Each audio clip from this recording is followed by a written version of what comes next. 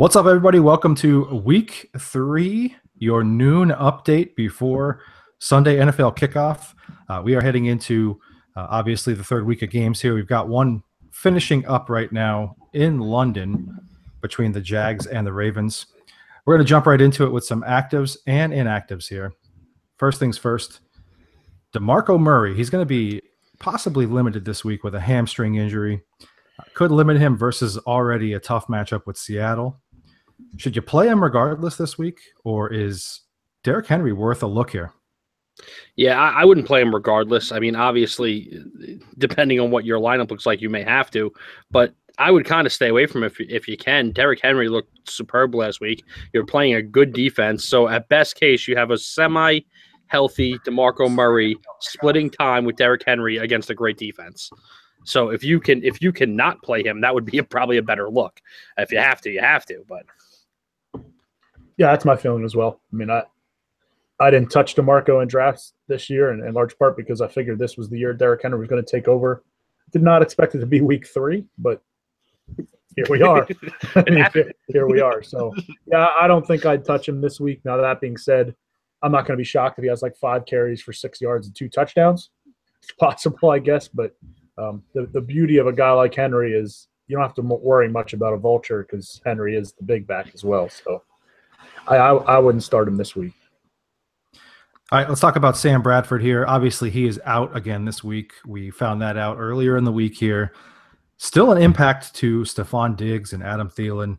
What's your outlook for them versus the Buccaneers?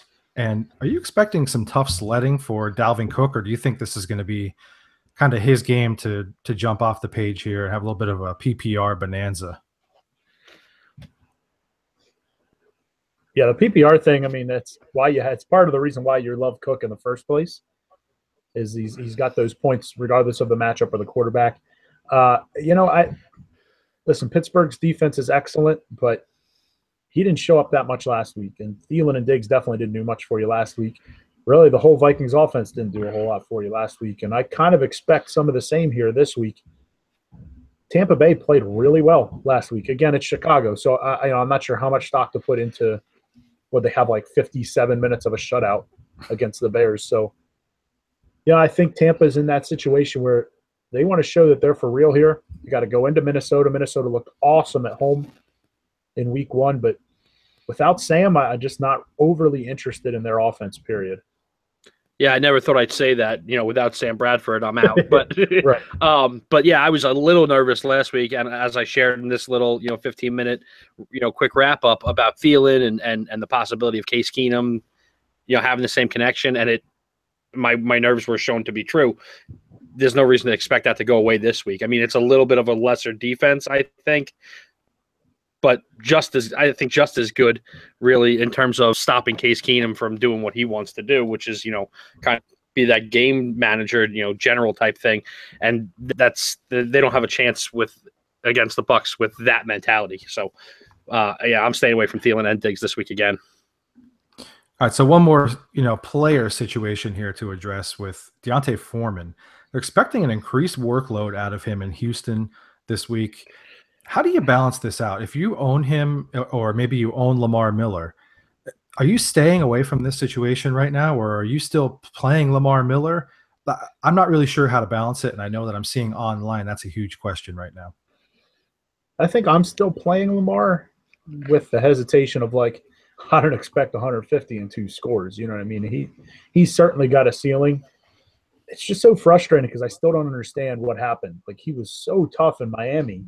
And all the fantasy community if this guy could just get a feature back role or had a coach that believed in him. And then he got that, and for some reason he looks slow and ploddy.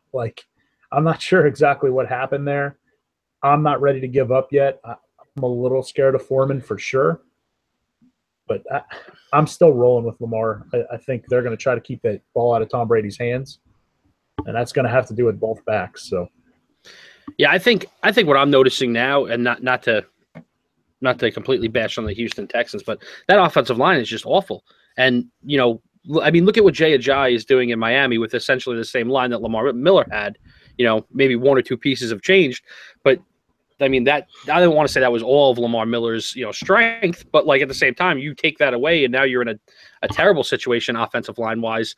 It's gonna hurt. But like you said, this is the game where like both of those guys are gonna have to play a big role if you want to beat Tom Brady, because you gotta keep him off the field, which means probably like 15 to 18 carries per back. You know what I mean? So this would be the game that you could probably roll the dice on both of them, and then going forward, you're just gonna have to reassess.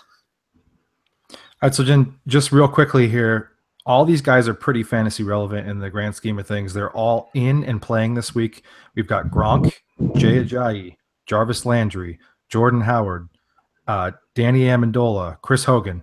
They're all playing. If you had to pick one guy that you're hesitant about, though, even with him still playing, whether it's matchup or just being nicked up, which one of these guys are you hesitant about? I don't want to jump on the easy answer of Danny Amendola, but I'm going to. I mean, number one, he's definitely the least relevant player on the list. Right. But I think something we learned last week when these guys were out is that James White's absolutely a better wide receiver than Danny Amendola at this point. So if I'm New England, I'd rather feature White. Outside of that, I think it might be Hogan. Not to keep picking on the Pats here, but something tells me this is a week they're going to get Brandon Cooks really rolling. I mean, I'm shocked it wasn't last week at his homecoming, but they've got to get that guy going. Show us why you traded a first-round pick for him. It shouldn't be to be a decoy for James White. So I'd say either of the Patriots receivers, I'm going to hold them out this week. The other four absolutely should be in your lineup. I'm not as scared of Tariq Cohen as the rest of the world is. I want Jordan Howard still. And I'm going to be the difficult guy and just say, not that I'm sitting him out, but like Rob Gronkowski against a great defense and not being necessarily 100% when he gets injured all the time as it is, it's not a guy that you're going to sit if you drafted him, because you drafted him the number one tight end overall, or at least pretty close. So I get it, but just be wary. Don't expect necessarily Gronk type numbers against that Houston defense and, not 100%. Yeah, I'm a little scared of Howard. I'm going to play him, but this seems like the kind of situation where like the matchup isn't great, number one. And then secondly, he could get nicked up and, right out of the gate, and then you lose everything. But the upside, I feel like you almost have to still play him. So, all right, let's jump into a couple questions here. If you're watching on Facebook Live right now or on our YouTube page, feel free to throw some lineup questions at us. We'll be here for a couple more minutes. We've got a couple that were already submitted. We're going to go ahead and read them. Listener wants to know, start this week, Matthew Stafford against the Falcons or Carson Wentz against the Giants? And just for reference, we kind of had this thrown out there in a variety of formats, Stafford or Jameis, Stafford or Kirk. So how do we feel about these? I think I want Stafford. Yeah, go ahead, Miles. There you go. I want Stafford this week. As a Philly, I'm going to say insider, even though I'm not an insider at all. I get the feeling that this is going to be the week they actually do get the run game going a little bit. That being said, Carson Wentz probably still going to throw the ball 40, 45 times. It's a tough secondary, though. And you want to keep pace with the Falcons, you're going to have to throw. We picked on it last week with the Ty Montgomery situation. Detroit is built to beat Atlanta with Amir Abdullah, with Theo Riddick underneath, and Stafford gets those points. So I actually really like Stafford as a major player this week. I'm expecting at least 3 touchdowns out of Matt. Not to sound like a Matthew Stafford homer, because I've shared with you guys that he's probably my favorite. He's probably my favorite player that's not playing for the green and white.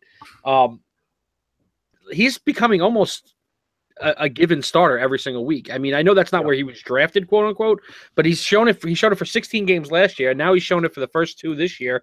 This is, a huge test for him. But the way they play football in Detroit right now is with everything is through Matthew Stafford. It's the reason he got $135 million, people. So Matthew Stafford should be the starter over Carson Wentz. I own Carson Wentz in a number of leagues. I like starting him. I think he will have a successful week against the Giants in terms of winning the game. But I could see Matthew Stafford putting up better stats in a loss. So. Yeah, I'm going to agree. I'm going Stafford here probably over a lot of people this week. I think this game's going to be a fantasy bonanza. I know I keep throwing that term out there. I threw it out there on Thursday night as well. I said I thought it was going to be, just an absolute shootout, and I hit on that one. I'll take my chances again this week. I think Stafford is going to have a really good day. He's going to have to try and keep pace with that offense from the Falcons too. So Yep.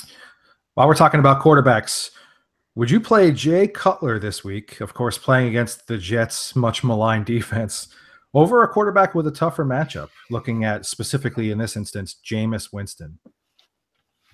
Yeah, aside from the fact that Jameis didn't exactly light it up last week, he played well, but fantasy-wise left a lot on the table there, and I love Minnesota's defense, so I wouldn't even hesitate about Cutler over Winston this week.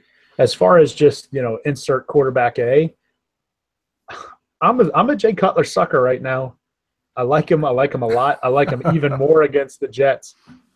I don't know why, and it's not because I've always kind of liked him. I've always hated him, but he's got weapons all around him. He's got a run game. He's got a great line, and they're playing the Jets. Absolutely, Jay Cutler. He should be a top 10 quarterback play this week. I'm starting to hate doing this with you guys every single week. Starting? And I gotta agree, it's got to be Cutler over Jameis, but Cutler over insert quarterback A. I'm going to take a little bit of a step back from that. All right, I'm not starting Jay Cutler over Tom Brady because Brady's playing Houston and Cutler's playing the Jets. All right, so let's pump the brakes on that a little bit. I know it's the Jets, and it breaks my heart to say that, but just assess your matchups, folks. Don't assess your matchups. If you assess your matchups, the clear-cut number one matchup is Jay Cutler. Oh. All right, hey, we got one more question here submitted in. Got to start 2 in a PPR. Talking about Fitz, Dalvin Cook, or Demaryius Thomas. Which of the two are you playing in a PPR this week? I'm definitely playing DT. Yeah. Demaryius Thomas is a must in that group. But to decide between the other two, I'm kind of in agreement with Miles on Cooks getting going this week. Tom Brady usually likes to, hit a defense at its weakest point, and right now for Houston, probably going to be the cornerback position. So, that's where I expect him to attack. I don't think they're going to try and run up that defensive line. So it's going to be an aerial show for Tom. At least, that's going to be their thought process. So I like Cooks a lot this week. Everybody that listens to us knows I love Larry Fitzgerald, but this week I would just probably take Cooks and definitely DT. It was Dalvin Cook, not Brandon Cooks. Oh, Dalvin Cook. Yes. So the question was Demaryius, Dalvin, or Fitzgerald. Start 2 of them, not Brandon Cooks. Right. Ooh, okay. I'll answer why you think. I do agree that Demaryius should be in there. I know Buffalo's been kind of tough lately, but Demaryius feels like that same situation for me where he's had 2 okay games. Now it's time he scores. So he's going to score this week. My other guy's actually Fitzgerald. I think Dallas is going to struggle on the back end against Arizona. They're going to chuck it all over the place. And I've made my feelings clear about Dalvin Cook. The more I've looked at it this week, I'm not so sure I want anybody except for Kyle Rudolph on that offense.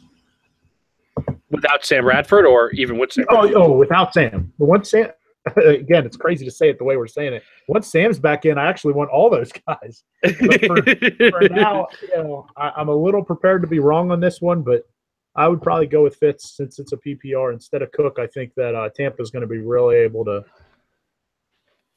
You better hope he gets a lot of checkdowns. If it's a PPR, I think I would still go towards Dalvin, just because they're not going to try and air the ball out in Minnesota. I can tell you that. So you're going to get the rushing yards. They could wind up with similar catch lines. Now, that being said, now Fitzgerald is going to catch 10 for like 125 and 2 scores. But, I could see them, obviously winding up with like the same number of catches. And then obviously Dalvin gives you the added rushing yards and stuff. So if you got to start 2, I'm assuming one of them is a flex position, you're starting, then it's going to be, for me, DT and Cook. All right, guys. Well, there you have it. That's our check-in this week for week 3 ahead of your fantasy football slate this week. Ravens didn't even bother to show up this morning, in case you were wondering. They just missed their flight or something. Did they? Yeah, 44-6. Oh, well, there you go. At least thanks for participating. Little Ryan Mallett to Benjamin Watson action. Get your participation trophy there this week. So, hey, I'm just happy. I'm happy Justin Tucker's going to get me a point. Maybe they'll go for 2. Maybe. No, they went for one. It's official. Yes.